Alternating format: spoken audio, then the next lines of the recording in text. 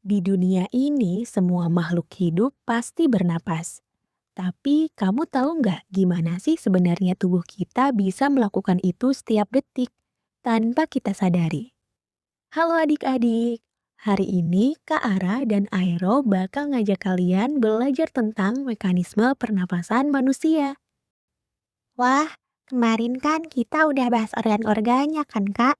Sekarang berarti kita mau tahu gimana udara itu bisa keluar masuk ke tubuh. Betul banget Aero. Nah, proses bernapas manusia dibagi menjadi tiga tahap utama, yaitu menarik napas, pertukaran oksigen dan karbon dioksida, lalu menghembuskan napas. Saat kita menarik napas, udara masuk lewat hidung, lalu melewati faring, trakea, dan bronkus hingga sampai ke paru-paru. Dan waktu itu otot dada dan diafragma kita lagi bekerja ya, Kak? Makanya dada dan perut terasa ikut mengembang. Bener banget, Aero. Udara yang masuk membawa oksigen yang dibutuhkan tubuh. Terus, Kak, udara yang udah sampai di paru-paru itu langsung keluar lagi. Belum dong, di dalam paru-paru ada bagian kecil bernama alveolus. Bentuknya kayak gelembung-gelembung udara kecil. Oh, aku tahu. Di alveolus itu udara bertemu dengan darah kan, Kak? Iya, pinter banget. Di situ terjadi pertukaran gas. Oksigen dari udara masuk ke dalam darah. Sedangkan karbon dioksida dari darah berpindah ke alveolus untuk dikeluarkan. Berarti darah itu kayak pengantar ya, Kak? Dia ngantar oksigen ke seluruh tubuh dan bawa balik karbon dioksida ke paru-paru. Tepat sekali Aero. Darah memang punya peran penting dalam proses bernapas. Nah, setelah pertukaran gas selesai, tubuh harus membuang karbon dioksida. Saat kita menghembuskan napas, otot dada dan diafragma kembali ke posisi semula.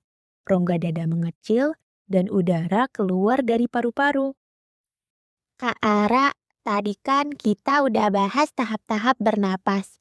Tapi kok Aero pernah dengar katanya ada pernapasan dada sama pernapasan perut juga. Maksudnya apa, Kak? Wah, pertanyaan bagus, Aero. Jadi, kalau dilihat dari otot yang bekerja, manusia bernapas dengan dua cara, pernapasan dada dan pernapasan perut.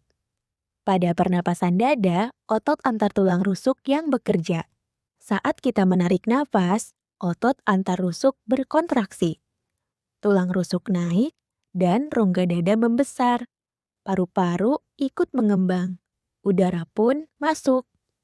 Terus kalau kita menghembuskan nafas, Nah, waktu menghembuskan napas, otot antar rusuk rileks, tulang rusuk turun, rongga dada mengecil, dan udara keluar. Itu yang disebut ekspirasi pada pernapasan dada. kalau pernapasan perut gimana, Kak? Kalau pernapasan perut, otot yang bekerja adalah diafragma, yaitu otot berbentuk kubah di bawah paru-paru. Wah, itu yang bikin perut kita naik turun waktu tarik napas ya, Kak? Betul banget. Saat menarik nafas, diafragma berkontraksi dan menurun. Rongga dada membesar, udara masuk. Lalu, saat menghembuskan napas, diafragma rileks dan naik lagi. Rongga dada mengecil, udara keluar. Berarti kalau kita tarik napas dalam-dalam, perut kita ikut bergerak karena diafragma kerja keras ya, Kak? Hebat Aero, itu tandanya kamu udah paham banget. Pernapasan perut ini sering dipakai waktu kita lagi santai atau tidur, biar tubuh dapat oksigen lebih banyak.